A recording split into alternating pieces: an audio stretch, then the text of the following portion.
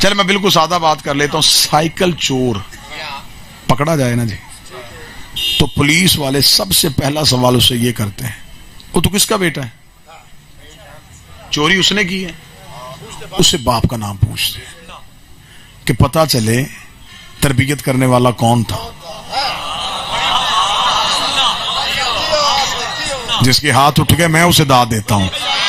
اس پورا شوب دور میں اتنی بری خطابت کو سننا. وہ اسے پوچھے تو بتا کس کا بیٹا ہے. اتنی بری تربیت ہے کہ بیٹا چور ہو گیا. ہم بھی طریق سے اتنا پوچھنا چاہتے ہیں کہ بتائیں یزید بیٹا کس کا ہے؟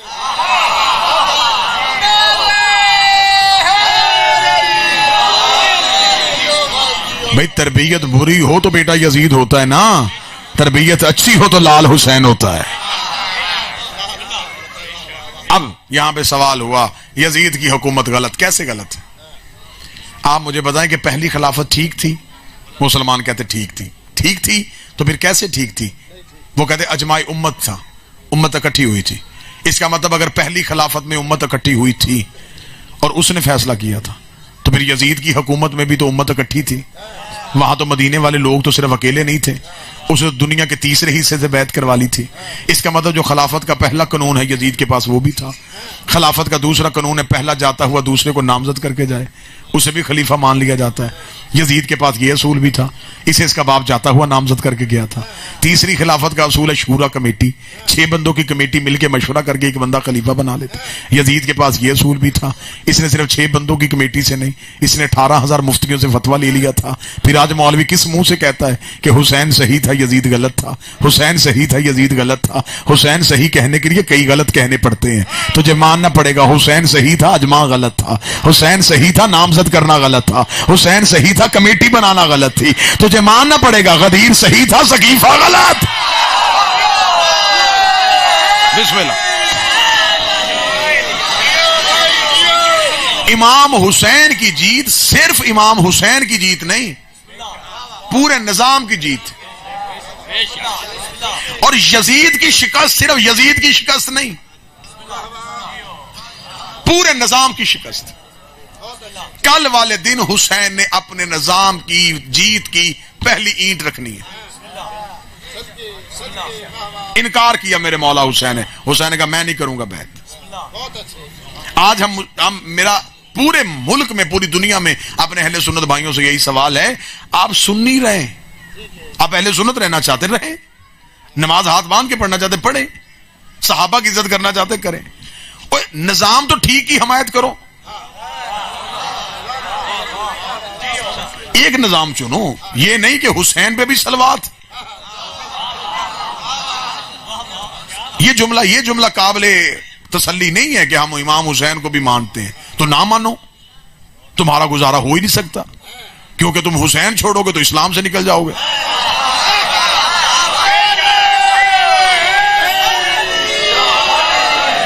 بھائی حسین رکھنے کے لیے کئی چھوڑنے پڑتے ہیں,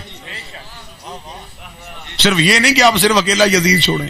نہیں, آپ کو نظام کی حمایت کرنی پڑے گی. آپ کو ماننا پڑے گا کہ ان دونوں میں سے کس کا نظام ٹھیک تھا. میں نوجوانوں کو بات سمجھانے کے لیے پچھلی پرانی باتیں نہیں. نیوزی لینڈ میں مسجد پہ حملہ ہوا, 40 نمازی شہید ہو گئے. ہم نے ممبر پہ بھرپور مذمت کی ہے, یہ تو دہشت گردی کی. نیوزی لینڈ کی وزیر اعظم نے سیاہ لباس پہنا, سیاہ چادر لی. تصویریں ویڈیو میڈیا نے آپ کو دکھائی. اس نے پارلیمنٹ میں اجلاس کا آغاز قرآن کی تلاوت سے کروایا. نیوزی لینڈ کے لوگوں نے مسجد کی صفوں کے پیچھے لائن باندھ کے نمازیوں کے تحفظ کے لیے کھڑے ہوئے. نیوزی لینڈ کے سکول کے عیسائی بچوں نے معافی نامے لکھ کے مسلمان بچوں کو دیے کہ ہم تم سے معافی چاہتے ہیں. ان کی وزیر اعظم نے سیاہ لباس پہن لیا. پارلیمنٹ کا آغاز تلاوت قرآن سے ہوا. پوری دنیا میں اس عورت کے کردار کو سراہا گیا. اس نے بہت اچھا کیا, اس نے مسلمانوں کے دل جیت لیے. کیا کیا تھا اس نے؟ کیا وہ چادر اوڑھ کے مسلمان ہو گئی تھی؟ کیا وہ قرآن کی تلاوت کر کے مسلمان ہو گئی تھی؟ لیکن کم از کم اس نے یہ سب کچھ کر کے کیا کیا؟ اسے پتا تھا کہ قاتل ہمارے قبیلے کا ہے. اس نے یہ جملے کہہ کے دنیا کو یہ پیغام دے دیا کہ ہمارا تعلق مقتول سے ہے, قاتل سے نہیں ہے. تاکہ دنیا کو پتا چلے کہ ہم نیوزی لینڈ والے قاتل کے حامی نہیں ہیں، ہم مقتول کے حامی ہیں۔ یہی گزارش تو ہم کرتے ہیں، تو تھوڑی دیر مجلس میں آیا کر تاکہ دنیا کو بتائے کہ تیرا تعلق حسین سے ہے، یزید سے نہیں ہے۔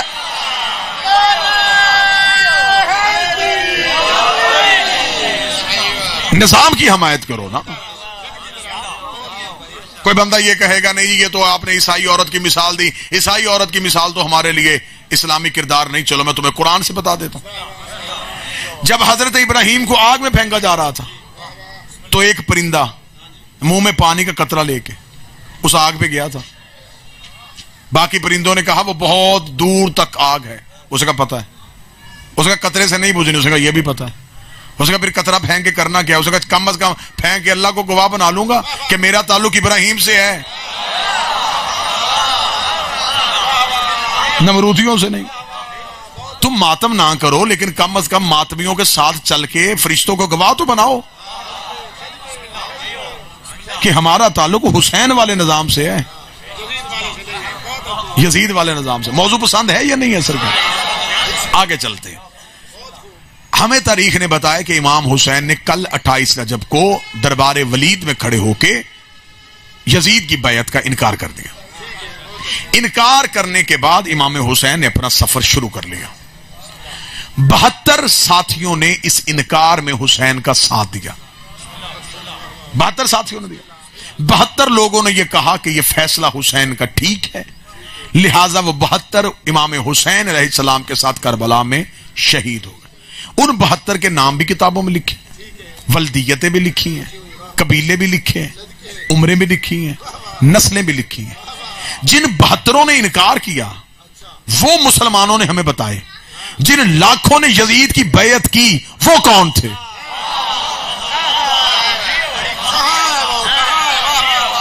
کہ بات سمجھ میں آئے تو پھر بولیے گا۔ انکار کرنے والے 72 تو دکھا دیے، جن اس دور کے لاکھوں مسلمانوں نے بیعت کی وہ کون تھے؟ وہ چھپ کیوں گئے؟ تری گونگی کیوں ہو گئی؟ مورخ کا گلا خشک کیوں ہو گیا؟ اب مورخ ہمیں کیوں نہیں بتاتا کہ وہ لوگ کون تھے جنہوں نے یزید کی بیعت کی تھی؟ ابھی نبی کو دنیا سے گئے 50 سال نہیں ہوئے اور امام حسین سے بیعت مانگ لی گئی۔ اس کا مطلب ہے جو نبی کے دور میں بچہ تھا حسین کے دور میں جوان تھا، جب نبی کے دور میں جوان تھا حسین کے دور میں بوڑھا تھا۔ اس دور کی جو ایوریج عمر ہے، اوسط عمر جو تھی وہ 60-70 سال تو نہیں ہوتی تھی، بندے 125-150 سال تک جیتے تھے۔ اس کا مطلب ایک نسل نہیں گزری، اور انہی بندوں نے جنہوں نے نبی کے ہاتھ میں بیعت کی تھی انہی لوگوں نے یزید کے ہاتھ میں بیعت کی۔ اس کا مطلب حسین کے قاتل دور سے تلاش نہیں کرنے پڑیں گے،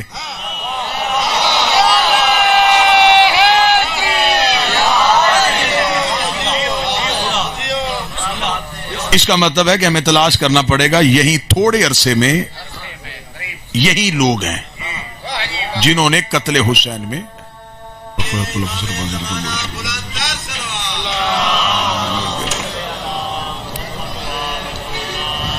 جی بسم اللہ۔ اس کا مطلب ہے کہ جو لاکھوں مسلمانوں نے اس دور کے یزید کی بیعت کی۔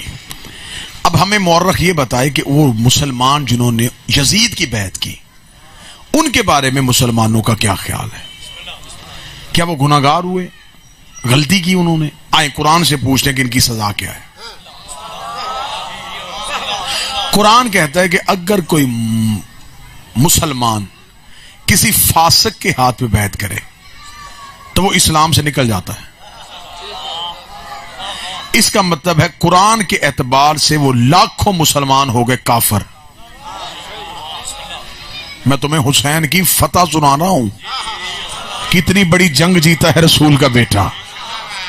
اس کا مطلب ہے کہ وہ لاکھوں لوگ جنہوں نے بیعت کر لی تھی وہ قرآن کے روح سے ہو گئے کافر۔ اب وہ نماز بھی پڑھے تو کوئی نہیں، وہ روزہ بھی رکھے تو کوئی نہیں۔ اب کوئی مسلمان یہ نہ کہے کہ حسین کو مسلمانوں نے مارا، حسین کو کافروں نے مارا، اسلام سے تو وہ نکل گئے۔ اب قرآن سے پوچھتے ہیں کہ آخر یہ لوگ تھے، انہوں نے نمازیں پڑھی تھی، انہوں نے نبی کے ہاتھ میں بیعت کی تھی، ان بندوں نے مجبوراً کسی غلطی کے تحت بھی یزید کے ہاتھ میں بیعت کر لی، ان کی واپسی کس طرح ہے؟ کیا ان کو معافی مل سکتی ہے؟ قرآن نے کہا کہ ان کی واپسی کا طریقہ یہ ہے، یہ کسی معصوم کے پاس جائیں گے، اس کے ہاتھ پہ دوبارہ بیعت کریں گے، جسے کہا جاتا ہے تجدید بیعت، ٹوٹی ہوئی بیعت کا دوبارہ ہونا۔ میں بہت بڑا فلسفہ پڑھنے لگا ہوں آپ کے مجمع پہ، اگر کوئی سن رہا ہے نہیں بھی سن رہا، میں آپ کے قلوب میں وہ بات اتارنے لگا ہوں، کوئی ایک بندہ بھی سمجھے تو وہ سمجھے گا یہ محنت قبول ہوئی ہے۔ اس کا مطلب ہے کہ ان لوگوں نے جو بیعت کی تھی، قرآن کہتا ہے کہ اب وہ آئیں گے معصوم کے پاس، کریں گے دوبارہ بیعت، جسے کہا جاتا ہے تجدید بیعت، ٹوٹی ہوئی بیعت کا دوبارہ ہونا۔ اس کا مطلب ہے کہ ان لوگوں نے آنا تھا امام حسین کے پاس بیعت کرنے کے لیے۔ امام حسین کل مدینے کے سے چلے گئے، امام حسین پہنچ گئے کربلا، انہیں آنا تھا حسین کے پیچھے کربلا، ان میں سے کوئی نہ آیا، حسین کربلا میں شہید ہو گئے۔ اب آ گئے امامت سید الساجدین کے پاس، انہیں آنا تھا معافی کے لیے جناب سجاد کے پاس، جناب سجاد چلے گئے شام کے زندان میں، مولا بیٹھے رہے 1 سال قید خانے میں۔ اب ہمیں مورخ سر پہ قرآن رکھ کے بتائے وہ پورا 1.5 سال امت کافر رہی ہے یا مسلمان رہی؟ بسم اللہ۔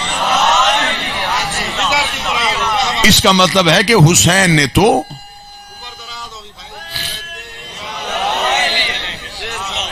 تو چہروں سے نقاب اٹھا دیے، امام حسین نے تو بڑے بڑے چہرے عیاں کر دیے۔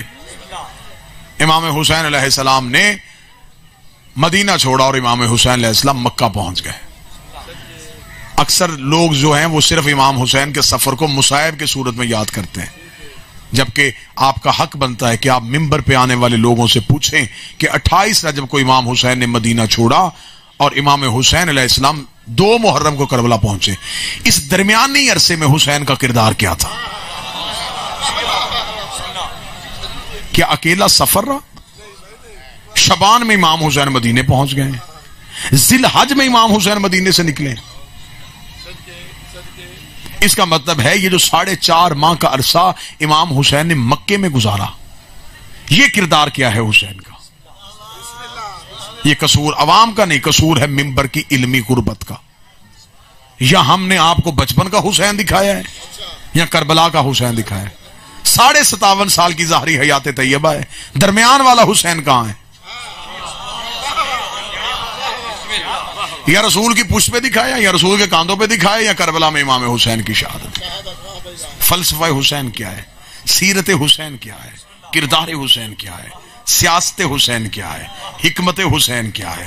چل میں ایک سطر اس مجمع کو ہدیہ کرنا چاہوں گا۔ جب امام حسین مکہ پہنچے تو امام حسین کہیں خیمے لگا کے غربت کی حالت میں نہیں بیٹھے، 4.5 ماہ حسین اپنی نانی خدیجہ کے محل میں رہے۔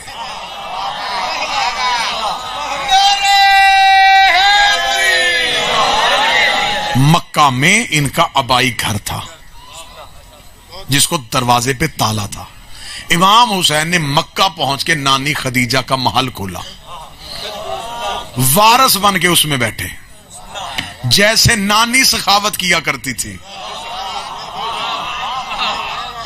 ویسے ہی سخاوت، ویسے ہی دسترخوان۔ 1090 خطبے عربی کتابوں میں لکھے ہیں جو امام حسین نے مکے میں دیے، اور جب امام حسین نے، کیونکہ یہ پورا مضمون ہی مصائب کا بن گیا ہے، لوگ اس میں پڑھتے ہی مصائب ہے، اسے کبھی فضائل کی صورت میں نہیں پڑھا گیا۔ جب امام حسین علیہ السلام نے مکہ چھوڑا تھا تو امام حسین نے خانہ کعبہ کی چھت پہ عباس کو کھڑے کر کے خطبہ دلوایا تھا۔ 3 شخصیتیں گئی ہیں کعبے کی چھت پہ، ایک حضرت بلال گئے، ایک امیر المومنین گئے اور ایک حضرت عباس گئے۔ مولا امام حسین علیہ السلام نے مکہ میں لاکھوں کا حاجیوں کا رش تھا، اور اب امام حسین نے احرام کھولنے تھے۔ امام حسین نے احرام کھولنے سے پہلے عباس مولا سے کہا، عباس کعبے کی چھت پہ جا خطبہ دے۔ مولا عباس کعبے کی چھت پہ آئے۔ دریا خان والوں، بادشاہ حسین کی عزت کی قسم میرے ہاتھ میں سونے کا قلم دو، میں کعبے کی پیشانی پہ عباس کے جملے لکھ کے آؤں۔ سخی عباس کعبے کی چھت پہ آئے، مولا عباس کا پہلا جملہ اگر کسی نے خطبے کا سمجھ لیا، جتنی دیر سخی عباس کے علم پہ جاؤ گے اس جملے کا نشہ رہے گا۔ سخی عباس کعبے کی چھت پہ آئے، اب کعبے کے چاروں طرف وہ حاجی جو قاتلوں کے ہجوم میں احرام پہن کے خانہ کعبہ کا طواف کر رہے تھے، دور امام حسین کھڑے تھے، اب آئے سخی عباس. آپ کی آنکھوں میں تصویر ہوگی تو آپ کو بات کی سمجھ آئے گی. کعبہ، کعبے کی چھت پہ عباس، یہ حاجیوں کا مجمع. دور امام حسین اپنے ساتھیوں کے ساتھ کھڑے. سخی عباس کعبے کی چھت پہ ہے. عباس اونچی آواز میں بولے. اتنی عباس کی آواز میں اثر تھا، تاریخیں کہتی ہے کہ سانسوں کی آوازیں بھی رک گئی. ایسے خاموشی ہو گئی، ایسے ہو کا عالم ہو گیا. عباس نے کعبے کی چھت پہ کہا الحمدللہ الذی، تعریف اس اللہ کی جس نے اس کے بابے کے قدموں کی وجہ سے اسے عزت دی. ہائے ہائے ہائے. ذرا 3 اشارے سمجھنا سخی عباس کے، مولا عباس کے 3 اشارے سمجھنا. 3 اشارے. مولا عباس نے کہا تعریف اس اللہ کی جس نے اس کے بابے کے قدموں کی وجہ سے. پھر کعبے کی طرف نگاہ کر کہا اس کو عزت دی.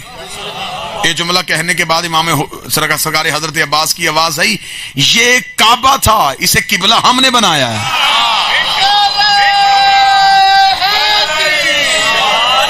کعبہ کہتے ہیں ابھری ہوئی جگہ کو، یہ صرف ایک ابھری ہوئی جگہ تھی، اسے سجدے کے قابل ہم نے بنایا. یہ کہہ کے امام سرکار حضرت عباس کا اگلا جملہ کیا کہنے. سخی عباس نے مولا امام حسین علیہ السلام کی طرف دیکھا اور دیکھ کے یوں لاکھوں حاجیوں کا اجتماع دیکھا. عباس کے چہرے پہ حیدری جلال آیا، باب علی والا روب آیا. روب آنے کے بعد سخی عباس نے کہا ایھا الکافر الفاجرہ، او کافرو، او فاجرو، تم کیا سمجھتے ہو کہ تم نے حسین کو حج پڑھنے سے روک دیا؟ اگر حسین چاہے تو کعبہ چل کے حسین کے پاس آئے.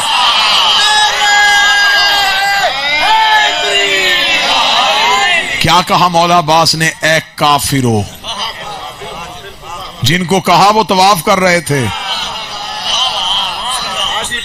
جن کو کہا وہ نماز پڑھ رہے تھے، اور عباس کعبے کی چھت پہ کہہ رہے کافرو. کعبے پہ ہاتھ رکھ کے نہیں، کعبے کی چھت پہ کہہ رہے کافرو. اس کا مطلب جنہوں نے حسین چھوڑ دیا پھر ان کا اسلام سے کوئی تعلق نہیں. یہ جیت تھی. اب جہاں سے میں نے بات شروع کی تھی میں گھما کے بات وہاں لے کے آنے لگا ہوں اور آپ کو سلام کرنے لگا ہوں. خطابت کا حسن یہ ہے، پرکار کی طرح بات گھوم کے وہیں کی وہیں آ کے رکے جہاں سے بات شروع کی تھی. میں نے بات شروع کی تھی نظریہ خلافت کی اور نظریہ امامت کی. امام حسین لوگ سمجھتے ہیں شہید ہو گئے، قتل ہو گئے، لاشیں پامال ہو گئی، جیت گیا یزید نے، امام حسین کو شکست دے دی. اب یہ حسین کی جیت دیکھنا. خلافت چاہتی تھی امامت سے بیعت کروانا. حسین نے یزید کو اتنا شکست خوردہ کر دیا، حسین نے یزید کو اتنا ہرا دیا کہ یزید نے شام میں بیٹھ کے امام حسین سے مدینے بیعت مانگ لی تھی، اور پورا 1 سال اگلا امام سید الساجدین اس کے قید خانے میں بیٹھا رہا، اس نے سجاد سے بیعت نہیں مانگی.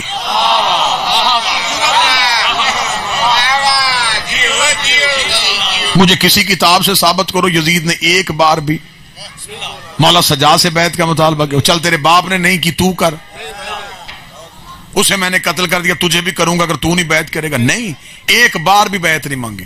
اب مجھے دریا خان کا مجمع کہے جہاں تو نے اتنی باتیں طریق کی بتائیں وہاں یہ بھی بتا دے کہ کیوں نہیں مانگی تھی. ایک جملے میں بتانے لگا ہوں، یزید کو کربلا کے بعد اپنی اوقات کا پتہ چل گیا تھا. اسے خبر ہو گئی تھی جب مجھ سے ان کا اصغر بھی نہیں جھکا.